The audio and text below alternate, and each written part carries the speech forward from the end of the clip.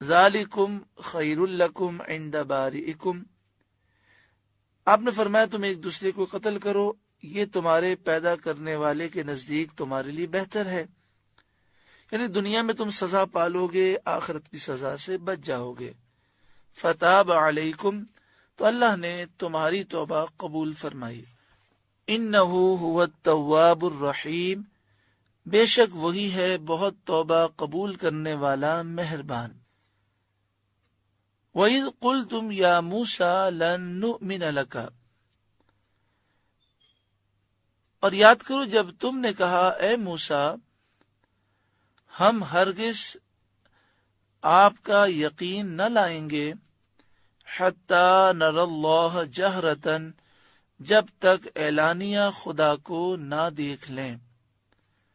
فَأَخَذَتْكُمُ الصَّاعِقَةُ، تو تمہیں کڑک نے آ لیا، زوردار آواز نے پکڑ لیا، وَأَنْتُمْ تَنظُرُونَ، اور تم دیکھ رہے تھے۔ جب اللہ تبارک و تعالی نے حضرت موسیٰ علیہ السلام اور حضرت ہارون علیہ السلام کی دعا کے طفیل معافی کا اعلان فرما دیا، 70,000 بنی اسرائیل قتل کر دیے گئے، باقی بچ گئے، تو اللہ تعالی نے حکم دیا کہ ان میں سے 70 افراد کا آپ چناؤ کریں اور انہیں کوہ طور پر لے کر آئیں، اور یہ 70 افراد پوری قوم کی طرف سے اللہ رب العالمین کی بارگاہ میں کوہ طور آ کر معافی مانگیں۔ جب موسیٰ علیہ السلام ان 70 افراد کو لے کر کوہ طور پر پہنچے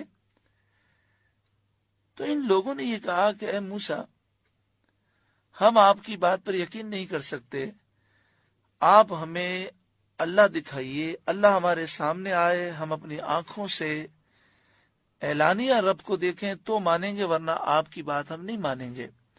تو ایک زوردار کڑک ہوئی اور یہ 70 افراد ہلاک ہو گئے۔ پھر اللہ تعالیٰ نے کرم فرمایا، موسیٰ علیہ السلام نے دعا کی تو اللہ تعالیٰ نے انہیں دوبارہ زندہ فرمایا۔ اگلی ارشاد فرمایا، ثم بعثناکم من بعد موتکم، پھر تمہارے مرنے کے بعد ہم نے تمہیں دوبارہ زندہ کیا، لعلکم تشکرون، تاکہ تم شکر کرو، احسان مانو۔ اگلی آیت کریمہ میں ایک اور نعمت کا ذکر ہے۔ دیکھیں، بنی اسرائیل پر کی جانے والی نعمتوں کا بار بار ذکر ہے، اور یہ قرآن پاک ہمارے لیے بھی نصیحت ہے۔ امت محمدیہ صلی اللہ علیہ وآلہ وسلم جب تک نعمتوں کی شکر گزار رہی، اللہ نے اسے عروج دیا۔ جب سے ہم ناشکرے ہو گئے اور گناہوں میں پڑ گئے، قرآن پاک کی تعلیمات کو چھوڑ دیا، تو آج ہم ذلیل رسوا ہو گئے۔ اللہ تعالی ہمیں شکر کی اور فرمانبرداری کی توفیق عطا فرمائے۔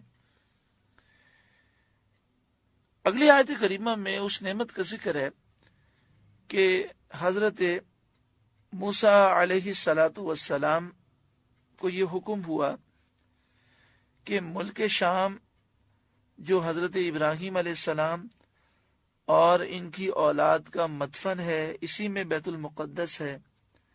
یہ پہلے بھی شاید عرض کیا گیا کہ یہاں جو تفاسیر میں ملک شام کا ذکر ہے، یہ پرانا شام ہے جو بہت وسیع علاقہ رکھتا تھا۔ اس میں موجودہ سیریا، شام بھی داخل ہے، اردن، لبنان، فلسطین اور کئی ممالک شامل تھے۔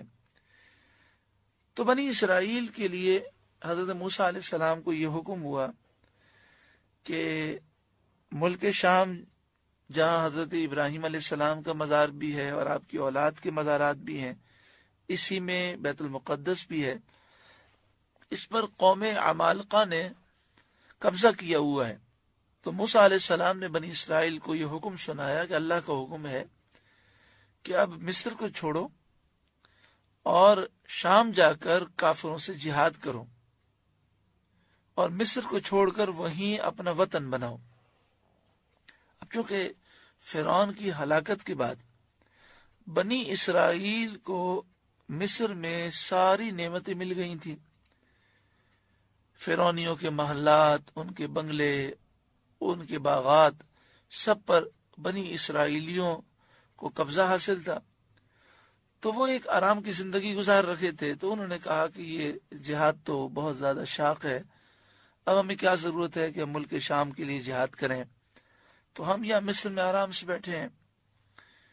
لیکن حضرت موسیٰ علیہ السلام نے جب فرمائی اللہ کا حکم ہے تو وہ مجبور ہو کر ساتھ چلے، لیکن چونکہ دل سے نہ چلے تھے تو پورے سفر میں ذرا سی تکلیف آتی تو شکایات کرتے۔